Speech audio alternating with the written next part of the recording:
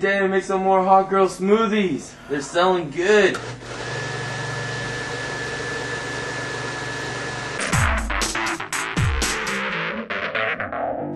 Happy Thanksgiving, everybody. It's episode 14. Bob's back here with us today. We have a couple of guest appearances coming up later on.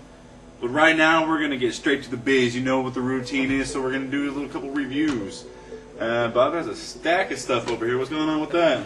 Well, like I told you last week, Dave, I have a problem just picking two books, okay? Yeah. So, again, I'm going to give you two things that I think are pretty good this week, and then I'm going to go ahead and give you some honorable mentions. A couple of these items are even a couple trades, you know. I like to throw a couple trades into the mix. Trades are a beautiful thing. So, would you like me to start this off today? Go for it. Let's see what you got. All right, well, Amazing Spider-Man 536. Stole it from me. Yes, I did. It came out this week. You know, of course, it's a Civil War tie-in. Straczynski is doing the writing, and Garney is doing the artwork in this book. What I liked about it was it kind of picked up after Civil War 5, or kind of combo Civil War 5. What I'm trying to tell you is, we know in Civil War 5 that he has a confrontation with Iron Man. And then later on, he gets a little help down in the sewers. Again, I'm not trying to give you too much in case you haven't read Civil War 5. Well, this here actually starts off where he has the confrontation with Iron Man. So the fight continues in Amazing Spider-Man. Once the fight ends, he goes and hooks up with Aunt May and Mary Jane and has a little meeting.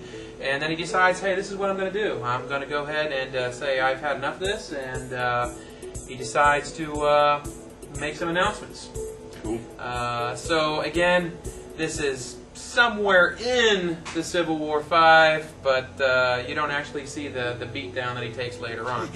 So again, the artwork was great, and Straczynski, you gotta love this guy. You know, he does a lot of stuff for Marvel. He's been doing Amazing Spider-Man for quite a while, so he certainly knows what he's doing and how to handle it. Right on. Right on. So David, what's your first pick? Sweet book. Alright, everyone knows that I'm a super hater. Yes, that's right, I hate the super guys. Superman, Supergirl, this goes on and on. But one thing I can't pass up is Bizarro. Bizarro's Captain. Right. Capital. Alright, 8:45 of Action Comics just hit out today. Jeff Johns and Richard Donner are tag teaming the chores of writing, and they're accented by Adam Kubert. Now, Richard Donner, he's the guy that made the Superman movie, is that correct? I'm not 100% on that. I'm stumping you, huh? You can't quiz me on Superman stuff. Well, that's the problem, right? Adam Kubert, and I was kind of an understanding that he was exclusive with Marvel, or just he jumping around. Well, DC stole him away. They, you know what? They keep making these inside deals. They stole both the Kuberts, and now they're working for DC. So one on Batman, one on Superman. Right on. He did a bang-up job on this one, dude. What it boils down to is, I wouldn't know because I don't read it typically, but prior to this issue, they find another son of Krypton on the planet Earth. So, good news for me. So basically what is going on is Superman decides he's wanting to adopt the kid and take care of him and bring him up in the world that he was raised in. Right. So he's doing that. He's at this little press conference to decide the fate of this kid. And then, bam! Bizarro smashes through and just makes this a bang-up book. Just rowdy fight, just going. I gotta ask Duke's you, Dave, down. you know, I see Bizarro. I'm not a big Superman fan either, but I see him in some comics, and usually it's just laughable. It's not even serious. He's just some clown in there. Is it taking a little more serious in this issue? A little bit. He's not brilliant. Well, I understand that. But I mean, you know, the cover looks like he's, you know, ripping into something. Yeah, he's not playing around in this, and he's taking some charge in this. I mean, so it's cool. You get a little sneak peek of who's the next on the docket for the conflict with Superman, and it's somebody powerful, something you might enjoy reading about. So keep an eye out for our next issue, and that's going to be 8:46. Hopefully the same creative team will be on that one, really rocking my socks off. Great. What's next on your docket? I decided to step out of the box. You know, I'm a Marvel guy. I looked at all the Marvel titles that came out this week, but I decided to go with Red Menace #1 by Wildstorm. It's a story about a guy that's hero. He's like this. He's like the Captain America of the Wildstorm world. Okay. Right on. He's red, white, and blue. Supports the United States. Does what he's got to do. Patriotism in this book. Absolutely. I mean, you can see on the cover. That's what he looks like. Right on. And he gets called before Congress because they think he's a commie. right. So he reveals his secret identity, and they're like, "Oh my God, this guy! He's the Medal of Honor winner. He was a World War II, super guy. There's no way this guy's a commie." So they send him home, and there's like, whatever. But there's more of an investigation.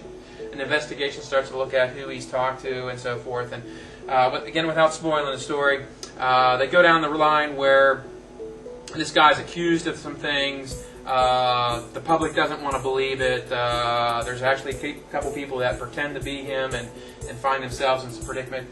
But overall, let me just tell you, we got Bilson, DeMeo, Brody, Ordway, and Vey. So, I mean, there's a lot of creators Yeah, they're not playing. on this title. And I think it was one that Wildstorm was really trying to say, hey, take a look at us again. Give some of our titles a second look. And it was a really good read. But before I turn it back over to you, Dave, like I said, I had a couple honorable mentions that I wanted to throw out there. Right We got Zombies, Eclipse of the Undead. I don't know if you read the other Zombies series, but it was pretty good. It's a zombie book. I don't know how you feel about zombies. It's not a Walking Dead, but Yeah. if you need a little zombie fix, it's They there. certainly aren't Walking Dead. Gotta say that. Punisher War Journal. Yes, 2 months late, but it finally came out today. Again, more of a Civil War tie-in, which deals with the Amazing Spider-Man that I talked about earlier. And I'm not going to go any further with that, but pick up the Punisher War Journal. And there was a black and white variant that was pretty cool. Yeah, fairly inexpensive as well. Some trades. We got Remains, another zombie book. This came out, probably two years ago. Great read. Yeah. The artwork's kind of funky, you look at it and it kind of like, whoa, what's going on here? But hey, the story's a great story. Right. I loved it. Again, if you like zombies, Remains is the place to go. And lastly, we got a lot of old-timers like myself. We got the Showcase presents The Unknown Soldier. Great value. It's like $9-10. Well, this one here is 16, so I guess you get an extra couple pages in there. But what can I say? 500 pages of comic goodness for $16. Well, you can't beat that at that price. No. So what I'm trying to tell you is, I picked Amazing Spider-Man 536 and Red Menace. Those are both good reads.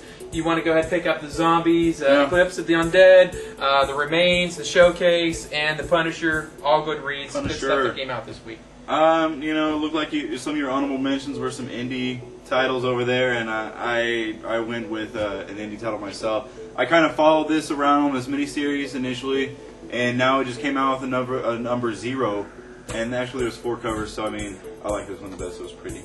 It's called Elephantmen. I don't know if anybody out there has been picking this up, but it's been astounding. Starkings and Joe Casey have been writing on this title, working on the scripts together and story.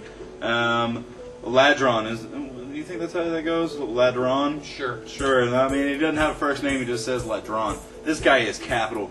I mean, if you have checked out any of this comic book at all, you know what I'm talking about. Aside from all that, the story is basically there's a bioengineer that created his own mega lab, if you will, that is splicing human DNA with wild animals and creating these giant animal soldiers. And it's pretty intense the way they portray the collapse of the mega lab and their entrance into the regular world and trying to fit in as freaks, if you will.